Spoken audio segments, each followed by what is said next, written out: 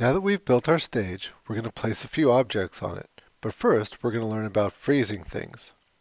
So, right now, we can see that our stage is still very active. If I click on it, you see I get a gizmo and I can still move things around. What if I have everything set and I don't want to mess anything up? Well, what I can do is freeze things. There's a couple of different ways of freezing things. So, for instance, if we were to look over here in the Scene Explorer, you'll see that next to the names, you have these things that look like snowflakes. So, if I was just to click one of these snowflakes, let's say like on the floor here, that would freeze it. And I could no longer select it, no matter how hard I try. Well, I can no longer select it in here, but I can select it in here. Alright, the problem with this though is that it is instantly gray.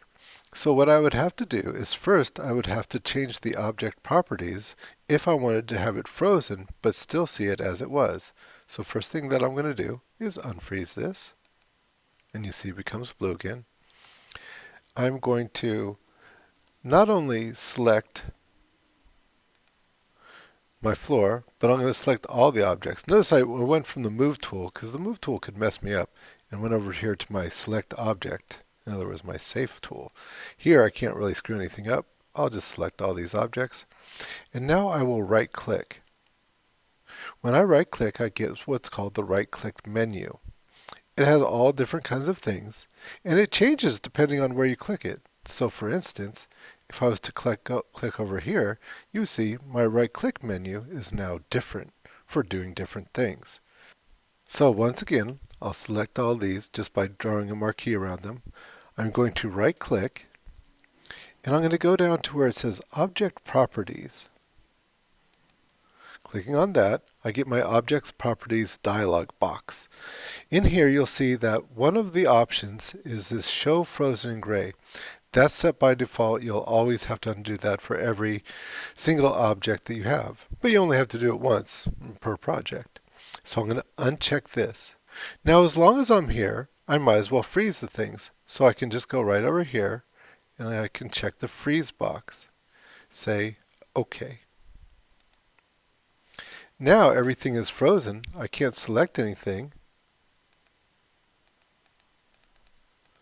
but it's still the same color. Much nicer to work in. Okay, let's bring in a few objects. So we've practiced a little bit already with a few of these primitive. Let's just do it some more. So I'm going to select the cylinders. I'm going to drag out a cylinder and pull it up. Maybe dragging out another one and pulling it up, and maybe even one more, dragging it out, pulling it up. Over here, maybe I'll put some boxes. So I'm going to drag out a box and pull it up, drag out another box, pull it up, and drag out yet another box and pull it up. Oh, now wait a minute, look at this. I've put one object inside another object. We are in the virtual world, so if I go to my view here, T for top, you can see that these objects are inside one another. It's very easy to do that in the virtual world. It's something you just have to watch out for. Here, I'll move this box over and go back to my perspective view. Alrighty, so now that I'm back in my perspective view, I think I want to place some objects on top of these, as if we were looking in a, let's say, museum or a display cabinet. So let's see, how about a torus? I'll make a torus right here. And I'll use my select and place object right here, and we'll just put it right on top of this one. How about a tube? What does a tube do? Let's take a look at that. We've got that, and pull it up, and look at there. Now I've got a tube. Once again, select and place. Put that one up here.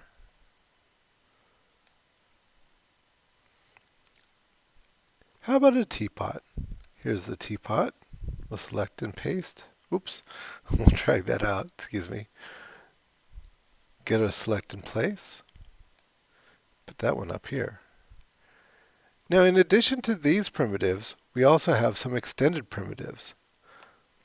Let's go back to the control panel, and you'll see underneath this drop-down box where it says standard primitives, you can go to the side here and go down. The very next one is extended primitives.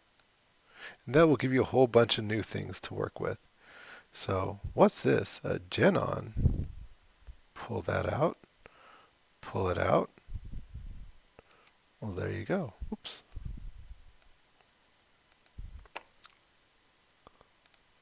We'll place this one. Oh, what did I do? Place this one, he said, over here. And what about a torus knot? What could that be?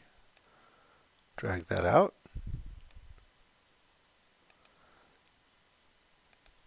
Place this one over here. Now, you place and you make things however you want them to be. You don't have to copy exactly what I'm doing. Here's a capsule, for instance. Oh, look at that. And placing that over here on our last one. Okay, good enough. The main takeaway from this lesson, besides placing things, was freezing things. Now there's a couple ways to do it. I could go over here to my Scene Explorer, and I could just click one of the snowflakes, for instance, on my teapot, but it will come up in gray.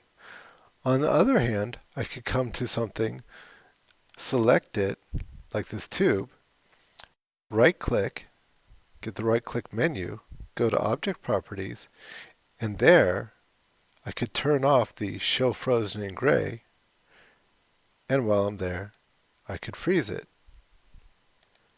In either case, I can no longer select these items. Okay, in our next lesson, we're going to learn about taking a picture and completing the project.